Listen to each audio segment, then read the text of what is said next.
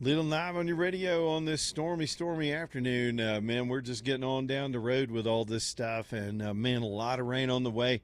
After a lot of rain already all around Birmingham, the second, I guess maybe the third wave of this stuff's about to come through the metro area in the next 30 minutes. We'll start seeing it pick up, and it could be a rate of several inches an hour. The radar's just flooded.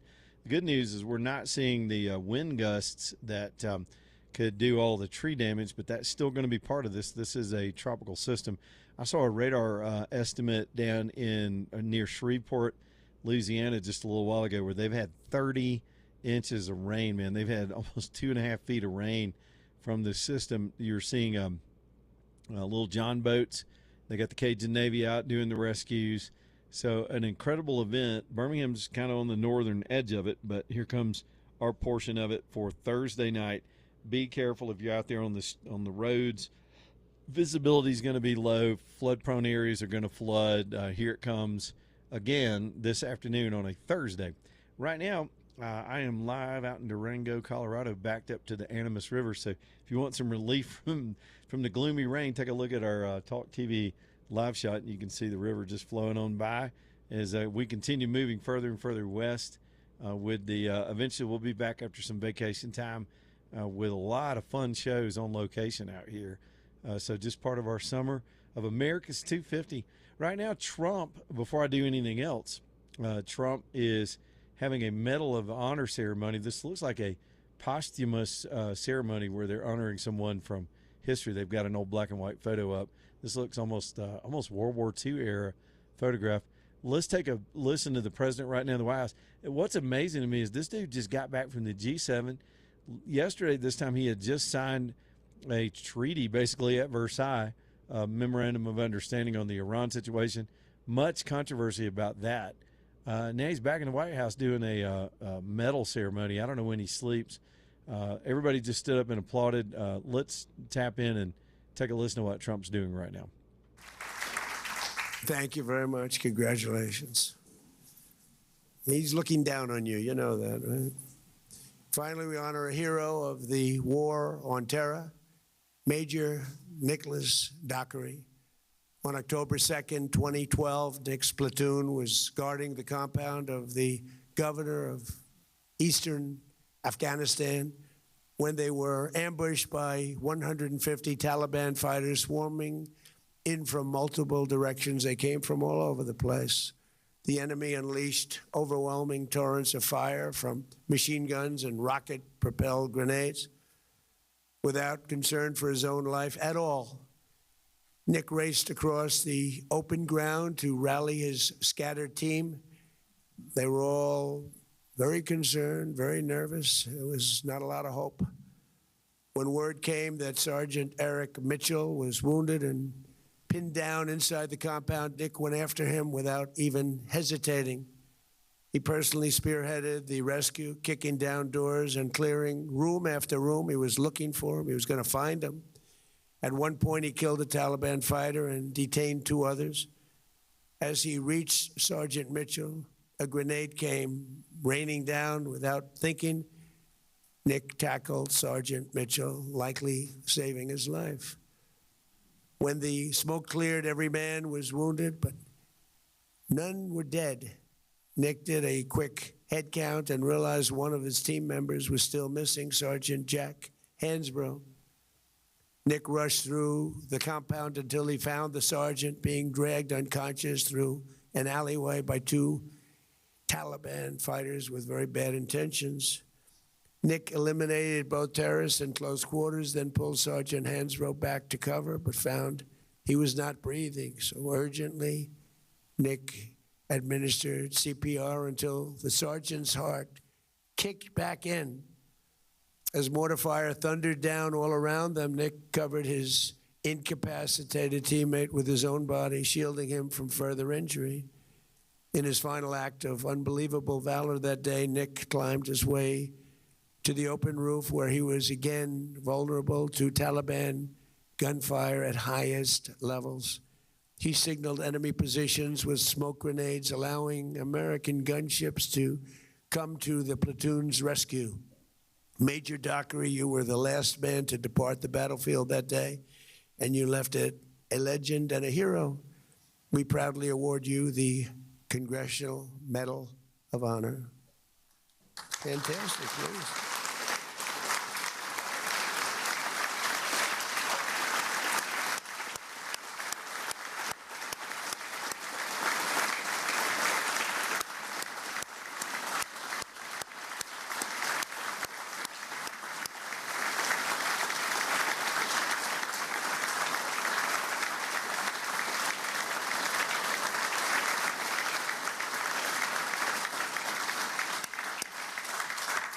Thank you very much. Joining Major Dockery today are his younger brother, Blake, his partner, Jennifer, grandmother, Mary. Oh, Mary is something. I like Mary. Where is Mary? Where are you, Mary? Where are you, Mary? I love Mary. She said, I'm a big fan of yours. You know, I like people that are fans of mine. Thank you, Dennis. It's great to be with you, too. A friend and colleague, Chris, and 5 members of his unit on the day of the attack, John, Morgan, Will, Joey, and Roshan. Would you guys stand up, please? Would you do that? Wow.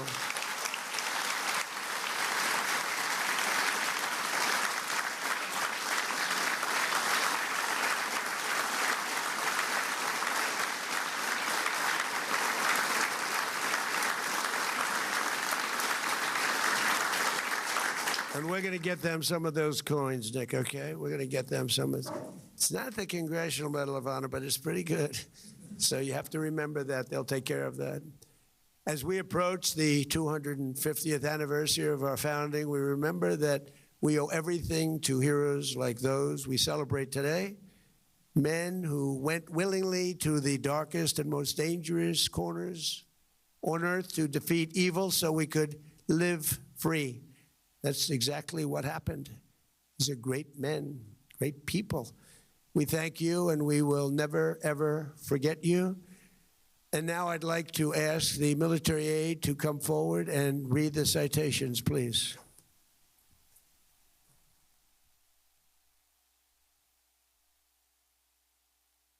Major James Capers, Jr.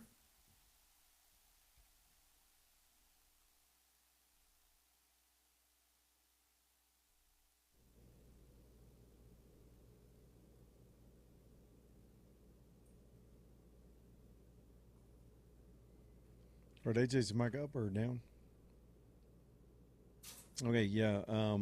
So part of this will go a little bit dead for the radio audience as the recipients come up to the stage to be pinned with the Medal of Honor by generally the president will stand behind them and pin the medal on them. What an incredible! States, in the name of the Congress, takes pleasure in presenting the Medal of Honor to Second Lieutenant James Capers, Jr., United States Marine Corps. That was just described, and we've got an elderly veteran from World War II being honored as well. We missed his story as we were coming back to air.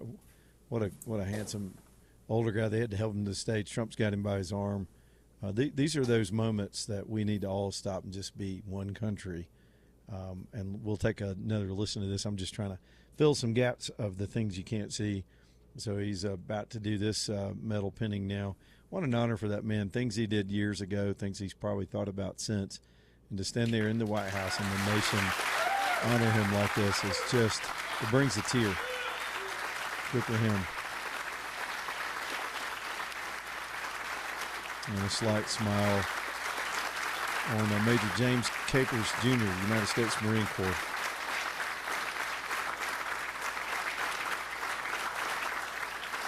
We could really learn a whole lot from that generation. And we'll see how the ceremony goes from here as, again, live at the White House, 5:13 Eastern Time in the nation's capital. The Major Capers is talking to the president. We can't really hear what they're saying. He's whispering in the president's ear. And they got a lot. They're holding hands. Just respect for our elders right now with this event as these younger service members help him off the stage.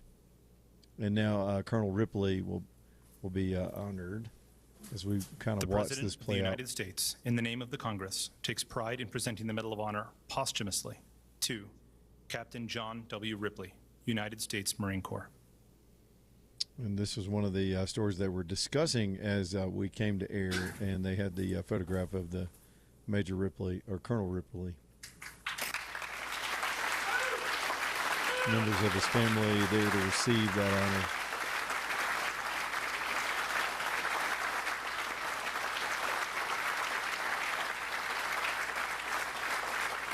So, of course, smiles and photographs to capture this moment of conveyance. This particular medal is in a shadow Major box Nicholas Dockery.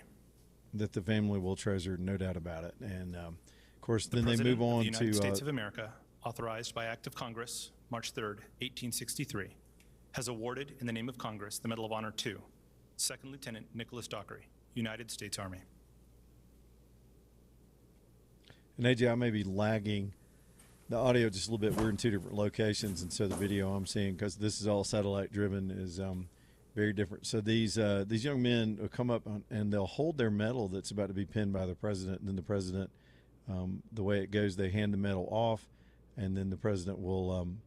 We've seen these ceremonies before, but what a time in our country where our own military has pulled off an incredible mission in Iran, despite the politics of the agreement that was signed and the negotiation of the peace. The war itself was one of the more impressive and decisive victories in our military history.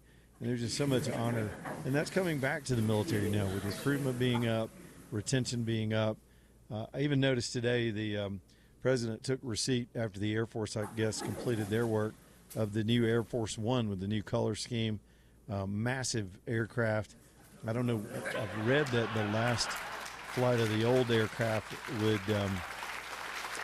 was going to be this G7 trip that the president just took. The new aircraft will be in service very soon. You'll start seeing that. Here, all of these symbolic things, these events being played out for the country right here as America celebrates. Somehow we survived 250 years, and the president, of course, the crowd laughing along with the young man who is all smiles after receiving his award. It looks like they did a couple of different service branches, of course, the Army and the Marine Corps among those being honored right now. Let's take a listen. And all that we have comes from your gracious hand.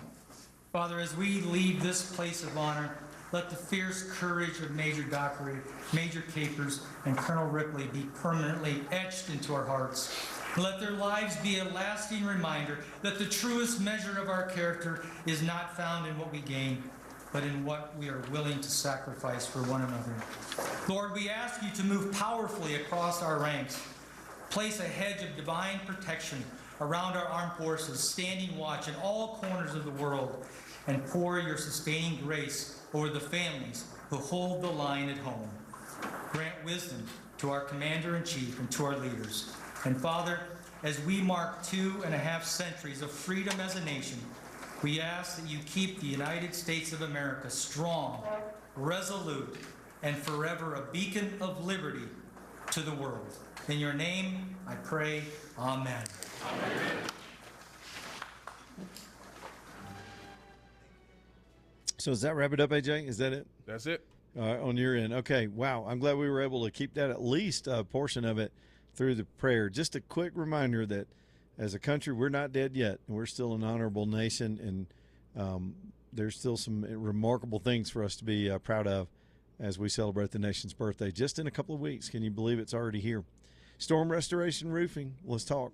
We got all these rains, these torrential rains coming through this afternoon and for the next day or so. And if you do wind up in an emergency situation where you've sprung a leak or you start missing some roof tiles or you need a tarp or something to come get patched up, even though right now my man Greg Nelson at Storm Restoration, they're able to do full-fledged projects in the moment because they got to wait on the sun to come back for them to get back up there and do these bigger projects. But for now, they're there for your emergency work, and they'll be busy with weather like this. Put this number somewhere. Maybe you're good to go this afternoon, but it could change on you in a minute. We've got a stormy season on the way. We're still finishing up official spring and, of course, the tropical season. Have Greg's number ready if you need it. And here we go, 205-542-3531. Y'all, I really sincerely believe this. He's the best. He's been at this almost 30 years. His whole family's involved in the business. And these guys will get you patched up and fixed up. And if you need a new roof down the road, reach out to them. And they've got finance companies that can help you with that. They'll help you interface with your insurance company and button up your whole claim and everything in between. This is the guy I trust to be on top of your house. It's Storm Restoration Roofing. Here's the number again, 205-542-3531, 205-542-3531, Storm Restoration Roofing.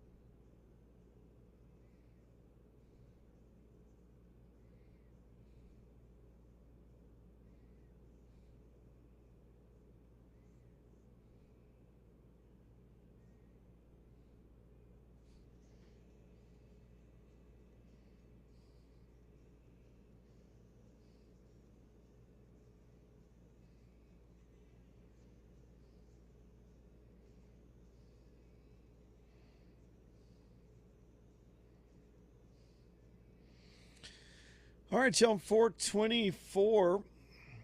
As we keep on going this afternoon, I was just looking at the distance, AJ, 1,500 miles and 22 hours from home out here in sunny, beautiful Durango, Colorado, as you guys are just dealing with inundation of rain and severe weather.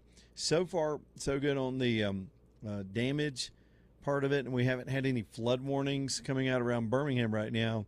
This issue does remain much further to the south, where they are getting tornado warnings and watches, and there's been some damage. I'm seeing here that it might have been a drowning. This was yesterday at Fort Morgan. A guy was trying to save his son from the waters down there. Look, there were red flag warnings all over the Gulf Coast because of this tropical storm, and it's a tragedy anytime somebody has a kid out in the water, but you just can't take those risks. And I know when you plan for a family vacation and spend all your money and reserved your thing and you got your place for the week and your kids are just dying to get in that water. I just never forget being a kid. That's all I wanted to do is get out of the car and get into the Gulf when we were kids, and we'd go down there. And you got to be sometimes it's got to be the hard guy as a parent, and they can't even go knee deep. These kind of riptides and this kind of current, it's just you can't. No human can stand up in this stuff. And sadly, the kid got caught in it, and now the dad. I think it was the dad that actually drowned trying to save the 10-year-old. So goes without saying, but sometimes you just got to keep saying it. We got to be careful and pay attention to those flags and the flag system if you're down there using Alabama or Florida's beaches during this time of the year. Let's stick with the weather for just a minute, and let me scroll back through. I'll get over here and look at what the last few things are from our weather forecasters. So 5 minutes ago, we had a severe thunderstorm warning down in Geneva County. Again, most of the energy portion of the storm has really stayed down to the south. But we do have these bands, and I'll get my motion radar pulled up real quick, give you all a real-time description of it as you head out this afternoon on this Thursday night. Most of the rain, the heavier rain in Birmingham, is still just about to come through. Let me get my when I pull up my weather app, it wants to pull up where I am. So somewhere here in just a few minutes as we head toward 5 o'clock, it's going to really pick up between now and it looks like the backside of it, just to give you some other information, the backside of it may be out of the Birmingham Metro for the evening, about 6:30, close to 7 o'clock. Still some light rain after that, but that would be the flood potential that has really always been the biggest threat for Birmingham. Should be kind of over for the night. Then, of course, you've got to pay attention to tomorrow. At the Pearl River over in Mississippi, these warnings just went out a second ago for people to go to higher ground. They're having to do water rescues over there. This is becoming dangerous. People are getting flooded out of their homes. It's almost like a direct hit when you get a hurricane type situation. Those get our attention. Tropical storms, we kind of downplay those, but the flooding alone is one of the biggest killers in this country of all the weather events. Flooding can really kill more people year to year, and some of the worst damage I've ever covered as a reporter were from tropical storm flooding, not really even direct hurricane hits, because those are so fierce, and the warnings about the wind speeds are so ominous that people tend to run for cover. But then they want to ride out on a tropical storm, and before you know it, you're on the roof of your house begging for a rescue boat or a helicopter. And we're seeing some of that right now in Louisiana. But Louisiana's dealt with this before. They've got an amazing volunteer network. Same thing in Mississippi. We saw this after Katrina as well, of just regular folks. There's the Cajun Navy, those rescue folks that run their own private boats up and get people rescued out of neighborhoods. And we're starting to see some of that activated tonight. So prayers up for people that are living down there along that part of the coast. Work Trucks bringing you the show tonight, TRUX, WorkTrucksLLC.com. If you or your business need a box truck or a van, any kind of van, passenger van, cargo van, they've got them, flatbeds, pickup trucks, every shape and size and configuration you can imagine. Low miles, these are pre-owned, so you're going to save money, extended warranties, financing, everything you need to keep your business moving, keep getting to your customers and saving some money. Plus, you'll enjoy working with Bubba. You'll have a resource when it comes to your truck needs. Downtown Birmingham, 3rd Avenue South. Y'all go and visit with them and kick some tires.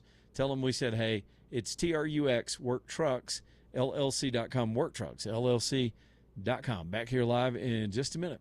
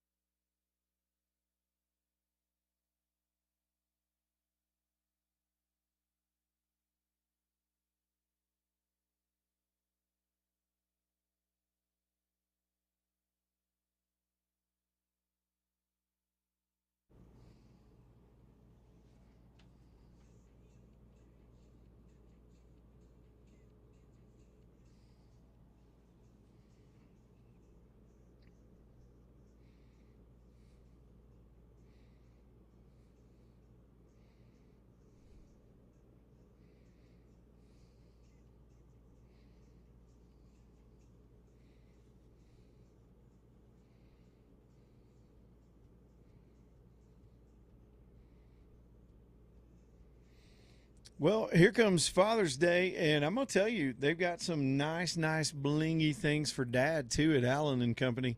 I mean, decorative knives and other unique gifts, cool watches and things like that. If you're looking for something last minute, you got a little bit more time before Father's Day to pop into Allen and Company. They'll get it all fixed up for you and put in that. I love their little silver box, and they'll gift wrap it, and you'll be done.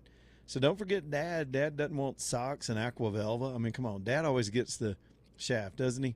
Get Dad something nice and very custom if you need it at Allen Company. And sometimes I haven't talked about this in a while, but they do.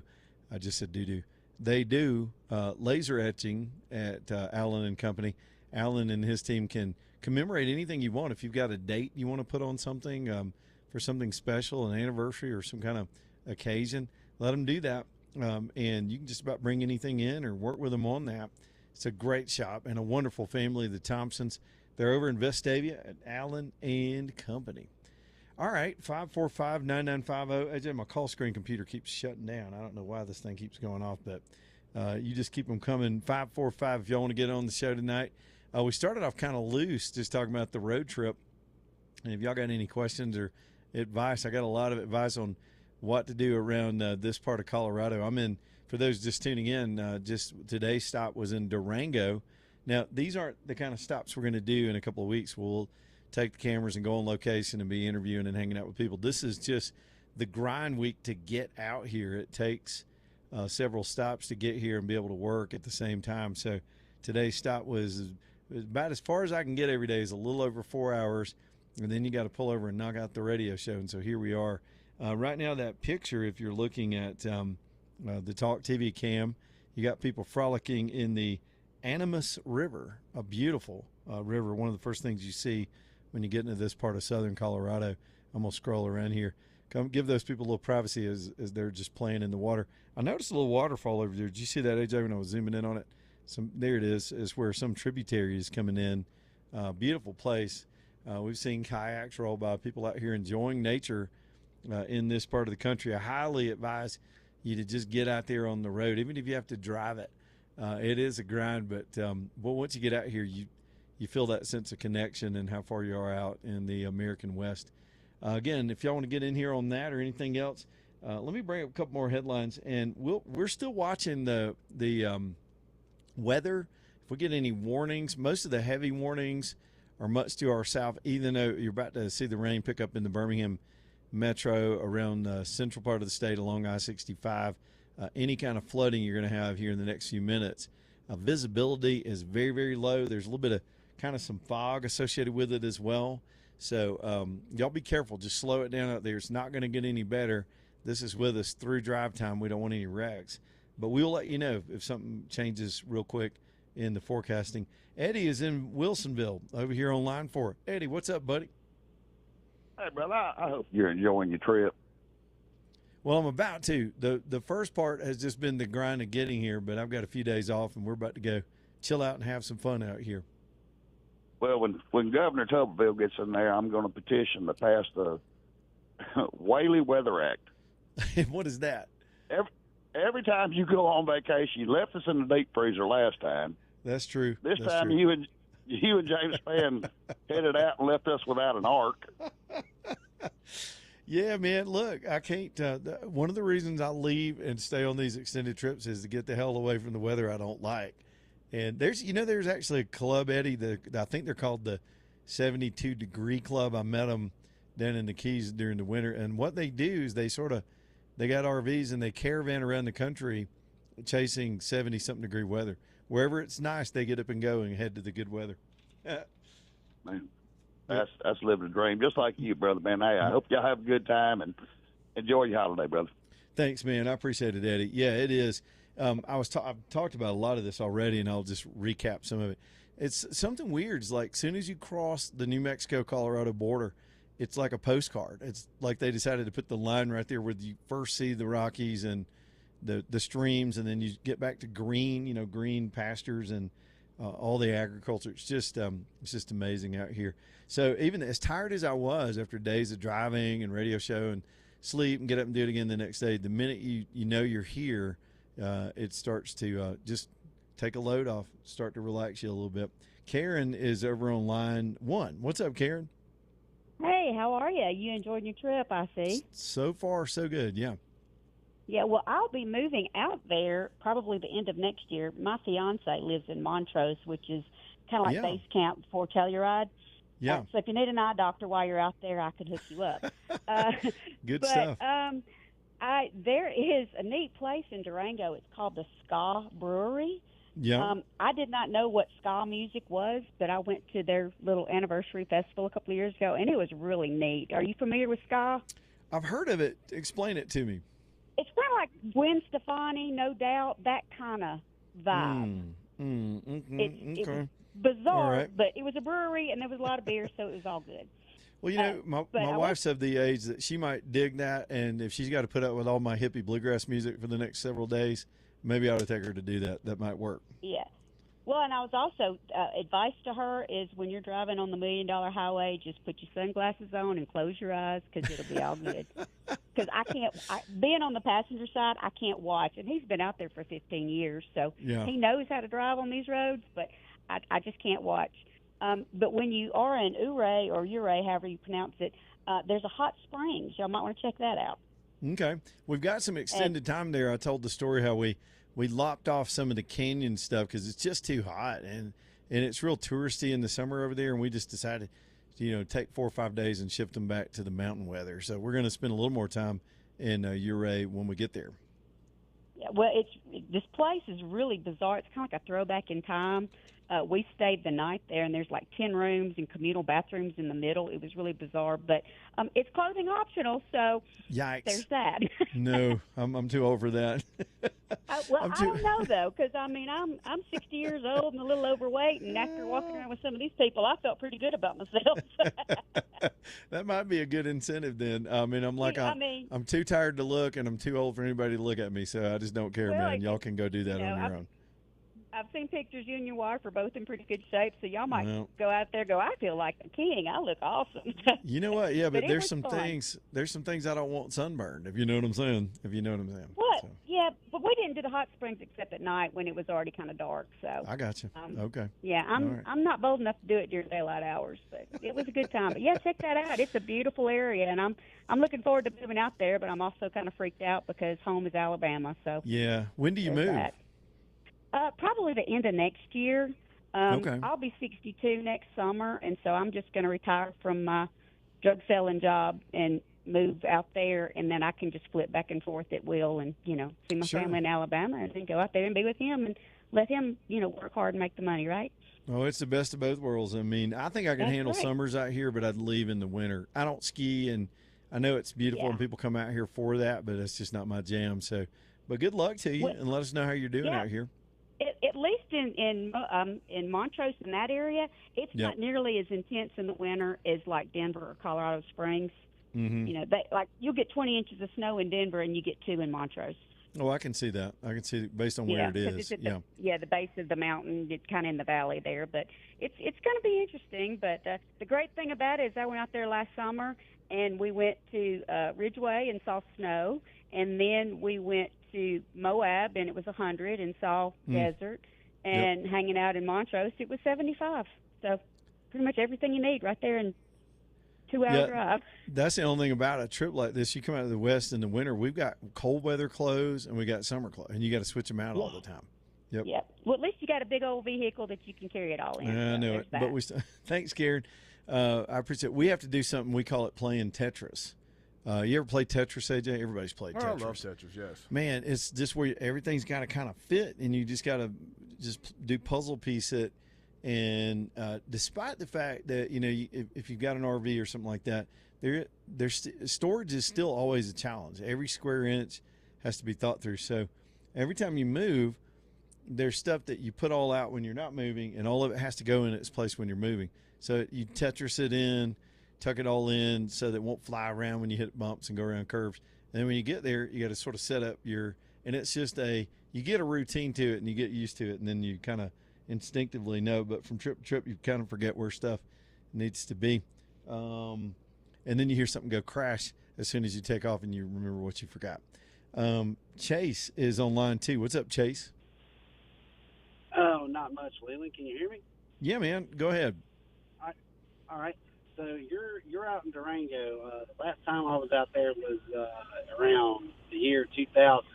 But if you had time, there's a little railroad called the Durango Silverton Narrow Gauge Railroad, and I was, if you had a chance, I would highly suggest go do that, because the only way you can get to the mining town of Silverton is by either railroad or by helicopter, and it's about a 2-hour ride up there and back. But it's some of the most gorgeous scenery you will see in Colorado. I'll tell you, one of the only regrets I have is Durango was just a radio stop, what I call a radio stop, where we have to pull over and get the show done. And when I saw the town, when I was coming through it this morning, I went, dang, we probably could have stayed here another day or two. And then we're not moving far away, but this is I've never been to this part of southern Colorado, but it is drop dead gorgeous. There's no doubt about it. Yeah, it is. So it's a funny story. Like, what we did was my brother's senior trip that we took as a family. He wanted to go out west, so we flew into Salt Lake City, and went down to the Grand Canyon, went to Four Corners. I spent a lot of time in Colorado, and Durango is one of the places we wound up staying, because my dad used to go hunting out there, and he would go to Sawtooth Mountain, which is about 20 miles or so away from Durango. And so that's, if I wanted to move to Colorado, it would be anywhere around Durango.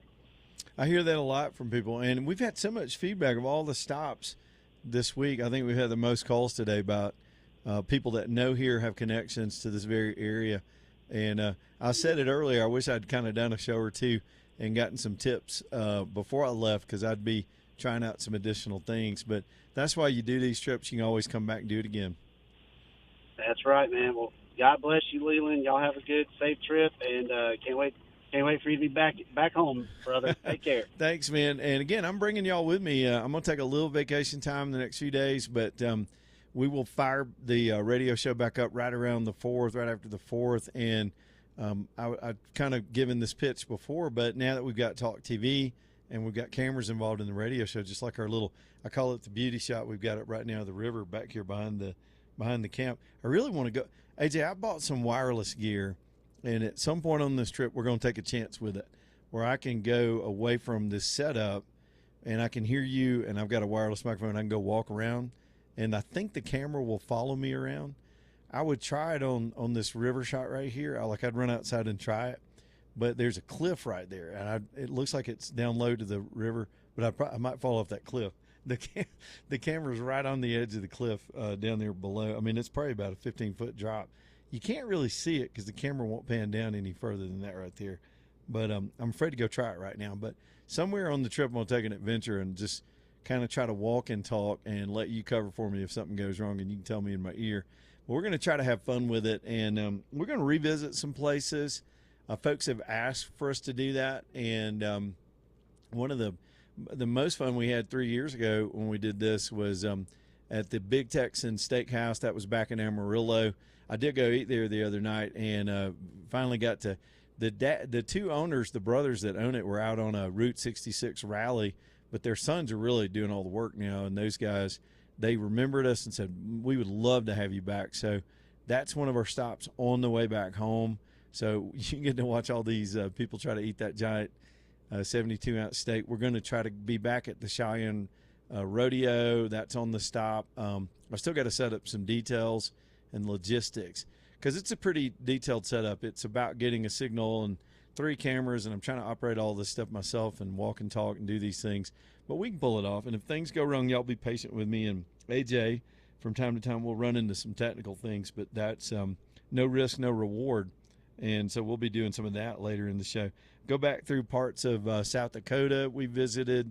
A lot of stuff around. I want to go back to Cody and the Irma Saloon. That was a really fun time hanging out with those cowboys and the rodeo folks. And then, of course, all the other weird stuff that's out here. Sometimes you just find things you don't expect, and we'll work it into the radio show. But, yeah, we'll start out with all that. Sponsored, by the way, by good friends of mine that helped me get the rig ready for this trip at Appalachian Foothills RV Center. Now, they're up the road from Birmingham, but if you're a Tiffin fan or a motorhome fan, and you want people that are from that part of the country that build these things and can fix anything on these things, these are my folks.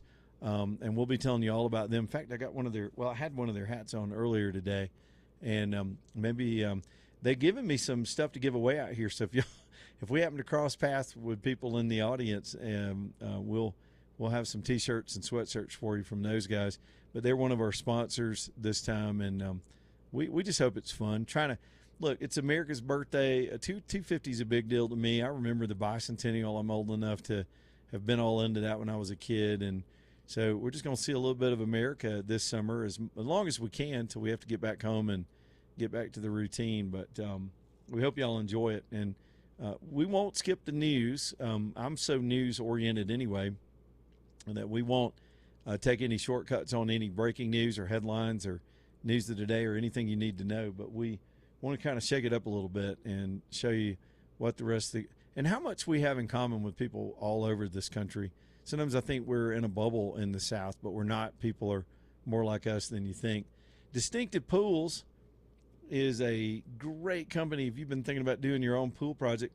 Some people put their money into travel. Some people put their money into other things. Some people just invest and like to do the staycation thing right there at home, and I get that.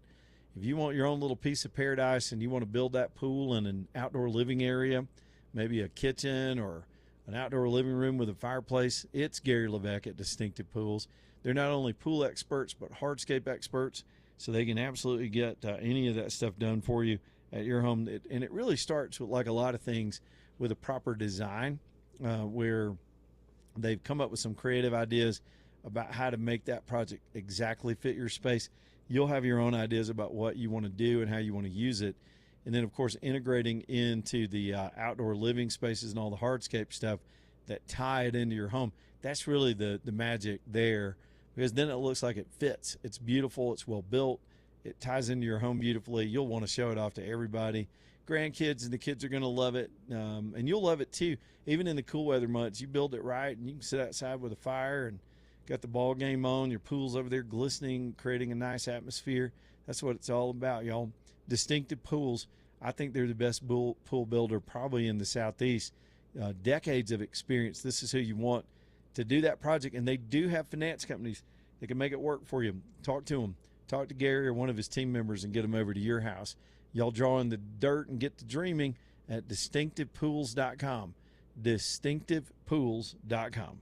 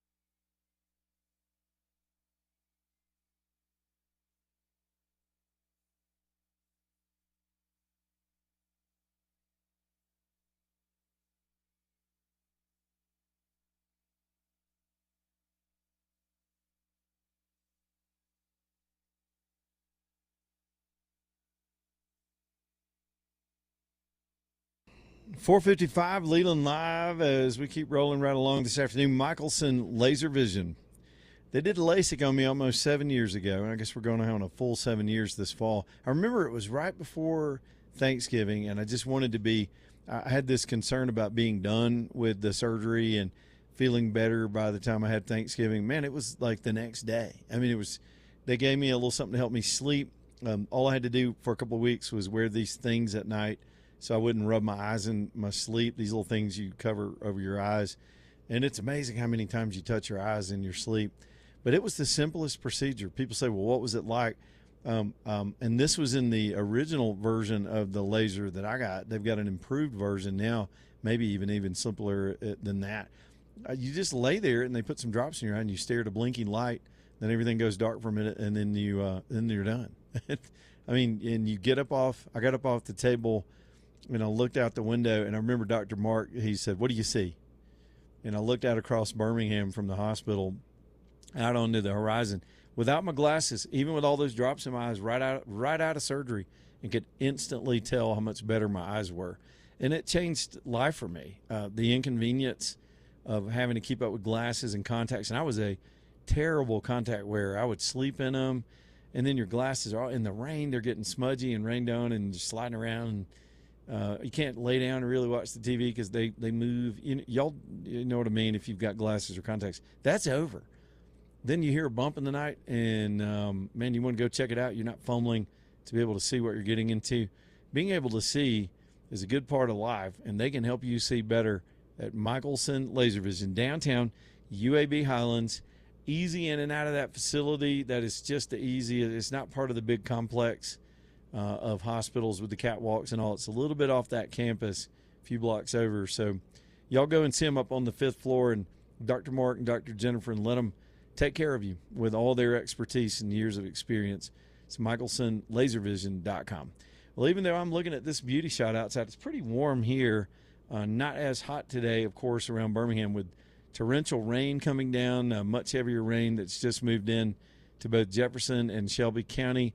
I'm watching out, and I don't see any kind of flood warnings, but there is a flood watch that remains through tomorrow, because there'll be some additional rain coming through, even though it seems like the heart of this system and the tornado-ish part of this system is starting to move on off to the east, and that's good once you get it all clear. But this flood watch will remain through tomorrow. So y'all just be advised and be careful.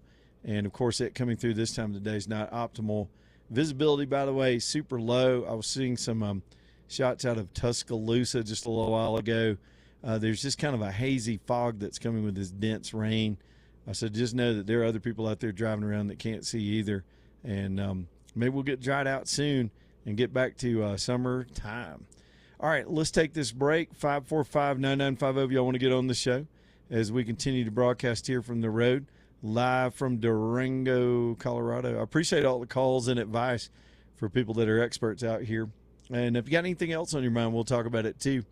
Again, 545-9950. Back in a minute, Leland Live from Durango, Colorado.